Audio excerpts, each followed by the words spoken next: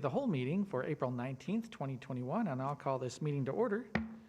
Our agenda item tonight is an overview of the Solid Waste Commission, and tonight we have the Solid Waste Resource Recovery Administrator, John Foster, with us tonight. Good evening, sir. And we have 15 minutes for a quick presentation on what the Solid Waste Commission is all about. So the floor is yours, Mr. Foster. Thank you, Mr. Mayor. As you mentioned, my name is John Foster. I'm the Solid Waste and Resource Recovery Administrator for the Blackhawk County Solid Waste Management Commission. I've been with the commission for a little over 2 years now, but I have over 20-some years of experience within the solid waste industry. Spent a lot of time not only working on different facilities from Cedar Rapids to Dubuque to here. It's always interesting to kind of see how each community addresses their solid waste management needs. I'd like to take this opportunity, especially with this being Earth Week, to kind of give you just an overview of what the Solid Waste Management Commission does and how you're a part of that commission. The commission was formed in 1974 really to address a lot of the environmental regulations that were coming out at the time. Really at this point there was a lot of issues looking at groundwater and basically fires on rivers. So the Resource Conservation and Recovery Act was put into motion.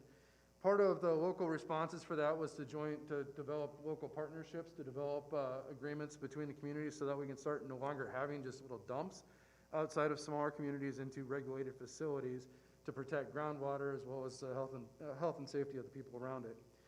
The purpose of the commission when it was formed in 1974 was really to oversee the establishment of a sanitary disposal project and to direct its waste to that facility so that way waste is managed in a proper manner. The members of the commission consist of Blackhawk County as well as all the communities within Blackhawk County itself. We do have, the commission is overseen by 5 commissioners. We have 2 representatives that are appointed by the City of Waterloo. One of those representatives is here as well, Mr. Heath. He's a representative for the City of Cedar Falls. And then we have 1 Blackhawk County supervisor that's also on the commission. And then we have 1 representative at large for all the other communities within the Blackhawk County. And as I mentioned, I'm the only employee for the commission. Everything else that we do is all through contracts that we kind of administer throughout to make our work done. One thing I do want to say is the landfill here was originally started in 1975 by a private corporation, and the commission worked with that corporation for the longest time until 1984 when they tried to change that over into a different facility. The commission felt that it was in Blackhawk County's best interest to own that facility. So in 1984, the commission actually had purchased the landfill. Right now, the landfill resides on just off of Washburn Road, just south of town. Oops, thank you. Sorry about that. Just south of town, we have 500 acres. Of that 500 acres, 136 of it is actually a closed facility. And then we have 25 acres that are currently open and we're utilizing. And in November, we'll have an additional 17 acres as part of our newest cell. On an annual basis, we receive around 180,000 tons of material. And using that as an estimate on how much waste we receive in, we have probably about 25 more years of landfill airspace just in where we're permitted at. And so we still have that other balance of several hundred other acres that we can go ahead and relocate another landfill if we need to. One of the things, as I mentioned, the commission, we're responsible for the permitting of the facility. We also take care of the landfill development. So when we have to sit there and design a landfill, which is a very intricate process, we put in a lot of collection layers between groundwater as well as leachate. Then we put in various layers to separate between the trash and the earth. And we're part of that. Then we also maintain a lot of waste screening of the waste. A lot of industrial waste need to go across to us before we're allowed to accept in the landfill, as well as the monitoring and closing of the landfill. So that way, as eventually, if it does have any contaminations, we're the ones that end up taking responsibility for that. The daily operations is contracted back out to a private contractor, and they take care of all the actual placement of the waste, and we oversee their operations to make sure they're in compliance. The current contractor, Waste Tech Incorporated, has been in the business since 1987, and we just renewed our next contract with them until 2026.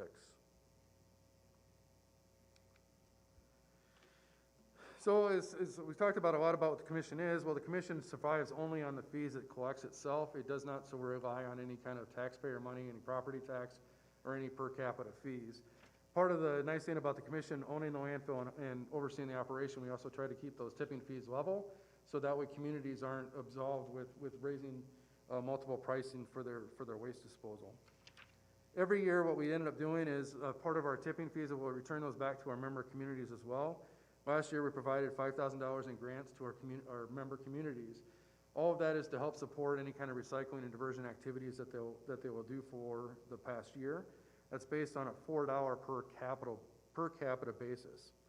Cedar Falls last year received $139,000, and the University of Northern Iowa received $19,000. And other activities that we end up doing as part of our permit requirements is to get involved with waste reduction as well as recycling programs. So we also spend a lot of time working on solid waste education and other diversion kind of collection programs throughout the county. I'd like to talk about our education outreach program first. We do have the Waste Track Education Team. This was established in 1996 as a partnership between the Blackhawk County Solid Waste Management Commission and the Blackhawk County Conservation Board. With our focus at that point was looking at educating Blackhawk County residents and businesses on the impact of their solid waste management decisions. When we first started, really it was more about how do we recycle and how do we do single stream versus multi-stream kind of stuff. As we've gone through and kind of evolved the program a little bit more, we've looked more at just the actual educating people on the value of that airspace that we're taking up within the landfill. We're teaching them more about how are we taking steps to protect the groundwater with our new systems. And then we take it even farther now. Now we started educating people a little bit more about greenhouse gas impacts of our waste decisions, as well as the amount of energy and actual material life cycle that we're going through in that process.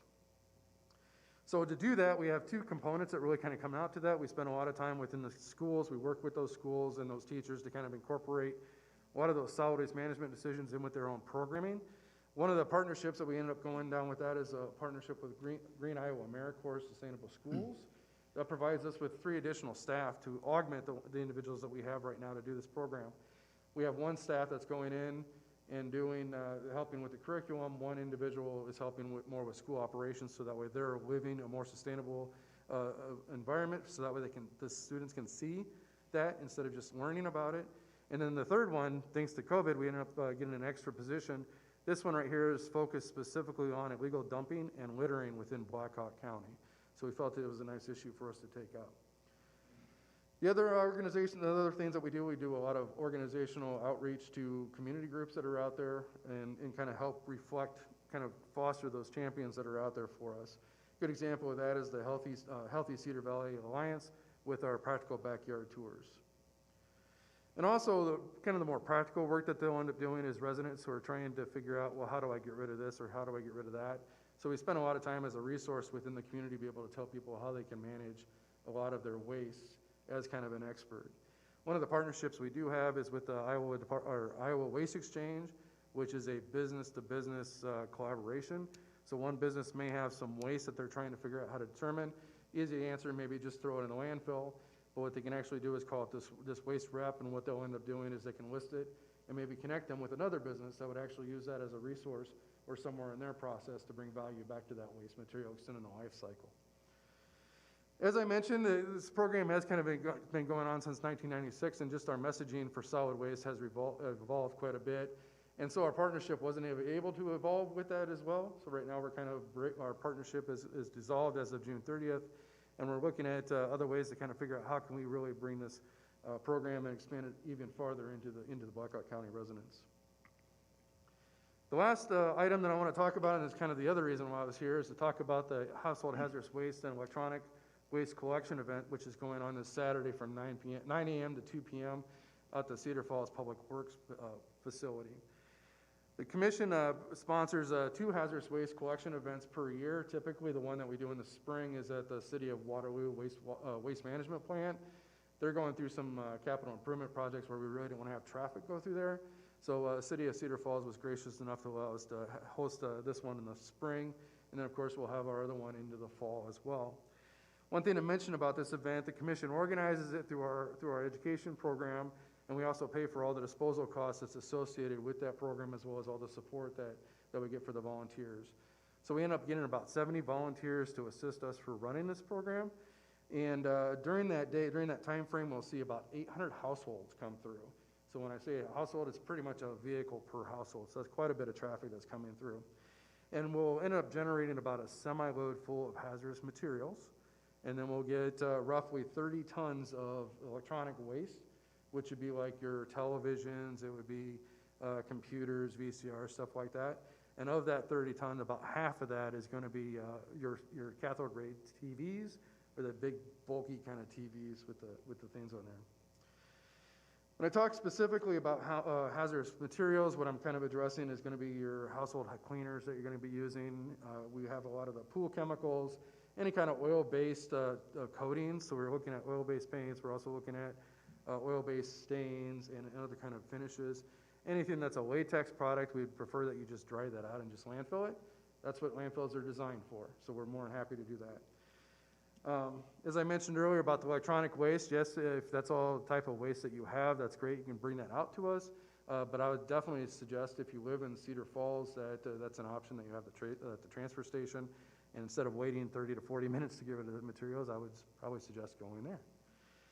If you got any further information about the hazardous waste event this weekend, you can go to wastetrack.org, or you can call 319-266-8722. Well, my name's, as I mentioned, thank you very much for your time today. Do you have any questions for me? Well, Mr. Foster, I just wanted to ask, I understand the hazardous materials, not wanting that in the landfill, but why would you want to divert electronics out of the landfill? Many of the electronics are recoverable materials, so when you start getting into it, it's a lot of plastics that's going to be recoverable, a lot of metal that's recoverable, as well as some precious metals. That's really what you're starting to look at, is some of those precious metals that are in there. Okay. Thank you. Any other questions from council? Councilmember Cruz. In regards to the landfill, has there been discussion on harvesting methane? Because I'm familiar with a number of landfills that have underground piping, and then they capture the methane release and ultimately sell it as a fuel, I guess. There is, and with current regulations, I think we'll start seeing some more projects kind of getting up and going. The biggest issue is, yes, you got gas, but then you need to go ahead and clean it to be able to find a user for it.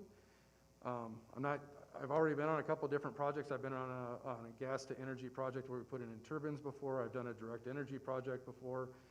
And then I've started working on a CNG, or a landfill gas to renewable natural gas project when I left Dubuque. So I'm very much in the heart of capturing that gas, but the key on that one is who's going to utilize that gas on the backside, and how much money are you really looking at investing in on that project? If we can get some more industry that would be interested in moving out in that way, we might have a direct use. And when I say direct use, you can't just use it as heat. Because a lot of people say, well, it's nice, we can go ahead and try to heat the college. Well, you're only heating 3 or 4 months out of the year, but the landfill is generating gas 24/7. So to answer your question, yes, it's something that I feel very passionate about, and I want to try to make sure that we can start moving forward, but we need to be very economically minded about it as well. I'm sure there'll be a price point at some level or at some time in the future where it'll become productive to do so. Correct. I see a lot more strength coming with the renewable fuel standard, since that the government's not going to be issuing so many waivers. That was really the biggest issue when the waivers started coming out. Okay. One other quick question. You mentioned oil-based paint. You would take oil-based but not latex? You prefer just dry Correct. latex? Correct, sir. So the water-based paint, there's really very little harm to it. All it is pigments with a water that's inside of it. When you deal with the petroleum-based paints, what happens, again, this is going through the landfill, is that's going to cause more of a groundwater contamination. Because we're looking at the petroleum product that's in it, not necessarily the pigments that it carries. Okay, other questions from council? Seeing none, then thank you very much, Mr. Foster, for coming in tonight. Thank you very much for your time. Thank you. And that concludes our agenda for tonight in Committee of the Whole, and we are adjourned. See you at 7 o'clock, our regular meeting.